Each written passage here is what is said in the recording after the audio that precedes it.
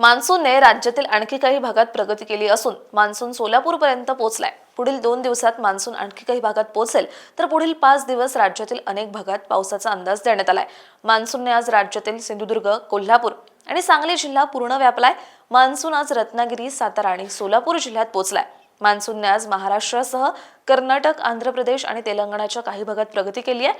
मान्सूनची सीमा आज महाराष्ट्रातील हरणे आणि सोलापूर, तर कर्नाटकातील कलबुर्गी, आंध्र प्रदेशातील नांद्याल, तमिळनाडूतील चेन्नई तसेच त्रिपुरातील कैलाशहर, आसाममधील लुमडिंग आणि उत्तर लखीमपूर भागात होती। मान्सूनच्या वाटचालीसाठी पोषक हवामान आहे, त्यामुळे पुढील 2 ते 3 दिवसांमध्ये मान्सून महाराष्ट्र, कर्नाटक, तेलंगणा, आंध्र प्रदेशातील आणखी काही भागात प्रगती करण्याची शक्यता आहे। तर तमिळनाडूचा पूर्ण भाग 2 दिवसात व्यापण्याची शक्यता आहे। तसंच छत्तीसगड, ओडिसा, पश्चिम बंगाल आणि सिक्कीमचा काही भाग तसंच ईशान्य भारतातील सर्व राज्य व्यापण्याची शक्यता आहे। राज्यात मान्सून प्रगती करत असल्याने अनेक भागात पावसाचा अंदाज देण्यात आलाय। आजपासून विदर्भात पावसाचा जोर वाढण्याची शक्यता आहे। बुधवारपासून शुक्रवारपर्यंत विदर्भातील सर्व जिल्ह्यांमध्ये काही ठिकाणी विजा आणि मेघगर्जनेसह वादळी पावसाचा अंदाज देण्यात आलाय।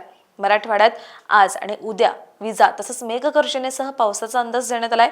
बुधवारी बीड, धाराशिव आणि लातूर जिल्ह्यात वादळी पावसाचा अंदाज आहे। त्यानंतर पावसाचा जोर कमी होऊन गुरुवारी आणि शुक्रवारी मराठवाड्यात ढगाळ हवामानासह हलक्या पावसाची शक्यता वर्तवण्यात आली आहे। कोकण आणि मध्य महाराष्ट्रातही आज आणि उद्या पावसाचा जोर राहण्याची शक्यता आहे।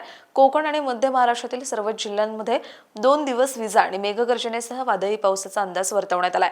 बुधवारपासून शुक्रवारपर्यंत 2 विभागांमध्ये काही ठिकाणी ढगाळ हवामानासह हलक्या ते मध्यम पावसाचा अंदाज देण्यात आलाय। अशाच हवामान अपडेटसाठी ॲग्रोवनला सबस्क्राईब आणि फॉलो करायला विसरू नका।